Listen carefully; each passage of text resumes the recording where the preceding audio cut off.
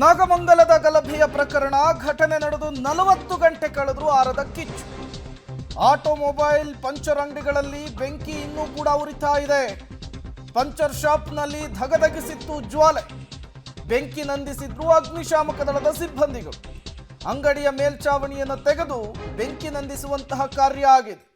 ಘಟನೆ ನಡೆದು ಬರೋಬ್ಬರಿ 40 ಗಂಟೆ ಕಳೆದರೂ ಕೂಡ ಕೆಲವು ಕಡೆಗಳಲ್ಲಿ ಈ ಕಿಡಿಗೇಡಿಗಳು ಹಾಕಿದಂತಹ ಬೆಂಕಿ, ಈ ಕಿಡಿಗೇಡಿಗಳು ಸೃಷ್ಟಿಸಿದಂತಹ ಆ ವಿಧ್ವಂಸಕತೆ ಅದ್ಯಾವುದು ಕೂಡ ಕಡಿಮೆ ಆಗಿಲ್ಲ ಅನ್ನೋದಕ್ಕೆ ಈ ಎಲ್ಲ ವಿಡಿಯೋಗಳು ಕೂಡ ಸಾಕ್ಷಿಯ ರೀತಿಯಲ್ಲಿರುವಂಥದ್ದು. ಇನ್ನೂ ಕೂಡ ಅಗ್ನಿಶಾಮಕ ದಳದ ಸಿಬ್ಬಂದಿಗಳು ನಿರಂತರವಾಗಿ ಕಿಡಿಗೇಡಿಗಳು ಹಚ್ಚಿದಂತಹ ಬೆಂಕಿಯನ್ನು ಆರಿಸುವಂತಹ ಕೆಲಸವನ್ನು ಮಾಡ್ತಾ ಇದ್ದಾರೆ. ವಾಹನಗಳು ಸುಟ್ಟು ಭಸ್ಮವಾಗಿದೆ. 10 ಕುಟುಂಬಗಳು ಬೀದಿಗೆ ಬಿದ್ದಿದೆ.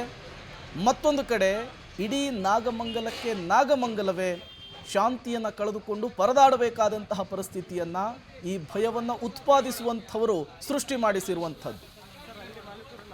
ಮತ್ತಷ್ಟು ಡೀಟೇಲ್ಸ್ ಅನ್ನು ಕೊಡ್ತಾರೆ ಮಂಡ್ಯ ರಿಪೋರ್ಟರ್ ರೋಹಿತ್ ನೇರ ಸಂಪರ್ಕದಲ್ಲಿ ಜಾಯ್ನ್ ಆಗಿದ್ದಾರೆ. ರೋಹಿತ್, ಸದ್ಯಕ್ಕೆ ಪರಿಸ್ಥಿತಿ ಹೇಗಿದೆ ಅಂತ ಹೇಳಿ?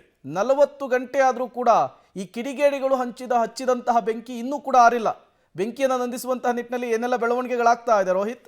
ಪ್ರೇಮ್, ಬುಧವಾರ ರಾತ್ರಿ ಈ ಒಂದು ಕೃತ್ಯ ನಡೆದಿರುವಂಥದ್ದು. ನಾಗಮಂಗಲದ ಬಹುತೇಕ ಒಂದು 20 ಅಂಗಡಿಗಳಿಗೆ ಬೆಂಕಿ ಹಾಕುವಂಥ ಕೆಲಸಗಳನ್ನು ಕಿಡಿಗೇಡಿಗಳು ಮಾಡಿದ್ರು. ಅದಾದ ಬಳಿಕವಾಗಿ ಎಲ್ಲ ಅಂಗಡಿಗಳ ಬೆಂಕಿಯನ್ನು ಆರಿಸುವಲ್ಲಿ ಅಗ್ನಿಶಾಮಕ ದಳದ ಸಿಬ್ಬಂದಿಗಳು ಅವತ್ತು ಬುಧವಾರ ಮಧ್ಯರಾತ್ರಿ ಇಂದ ಬೆಳಗ್ಗೆ ಜಾವವರು ಕೂಡ ಮಾಡಿದ್ರು. ಎಲ್ಲ ಕಂಪ್ಲೀಟ್ ಆಗಿ ಆರೋಗಿತ್ತು.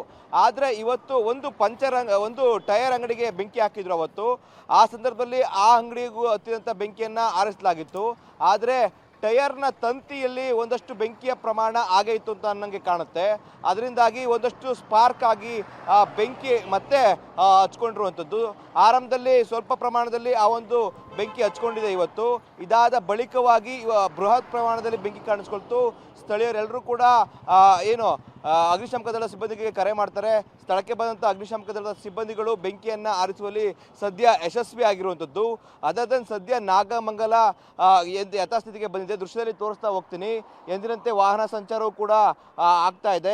ಎಲ್ಲ ಅಂಗಡಿ ಮುಗ್ಗಟ್ಟುಗಳು ಕೂಡ ತೆಗೆದಿರುವಂಥದ್ದು. ಶಾಲಾ ಕಾಲೇಜುಗಳು ಕೂಡ ಎಂದಿನಂತೆ ಆರಂಭವಾಗಿದೆ. ವಿದ್ಯಾರ್ಥಿಗಳು ಸಹ ಕಾಲೇಜಿಗೆ ಮತ್ತು ಶಾಲೆಗಳಿಗೆ ಹೋಗ್ತಾ ಇದ್ದಾರೆ. ಜೊತೆಗೆ ಜನರು ತಮ್ಮ ದಿನನಿತ್ಯದ ಕೆಲಸಗಳಲ್ಲಿ ಕೂಡ ತೊಡ್ಕೊಂಡಿರುವಂಥ ದೃಶ್ಯಾವಳಿಗಳನ್ನು ಕೂಡ ಒಂದು ಕಡೆ ಗಮನಿಸಬಹುದಾಗಿರುವಂಥದ್ದು. ಮತ್ತೊಂದು ಕಡೆ ಪೊಲೀಸರು ಎಂದಿನಂತೆ ತಮ್ಮ ತನಿಖೆಯನ್ನು ಕೂಡ ಆರಂಭಿಸಿದ್ದಾರೆ. ಅಂದರೆ ಈಗಾಗಲೇ 53 ಜನರನ್ನು ಏನು ಬಂಧನ ಮಾಡಿದ್ದಾರೆ, 100 ಜನರನ್ನು ಆ್ಯಡಪ್ ಮಾಡಿದ್ದಾರೆ. ಅವರನ್ನು 100 ಜನರನ್ನು ಬಂಧನ ಮಾಡುವ ನಿಟ್ಟಿನಲ್ಲಿ ಕೂಡ ತಮ್ಮ ತನಿಖೆಯನ್ನು ಕೂಡ ಮಾಡ್ತಾ ಇರುವಂಥದ್ದು. Prem, okay, thank you Rohit ತಮ್ಮೆಲ್ಲ ಮಾಹಿತಿಗಾಗಿ.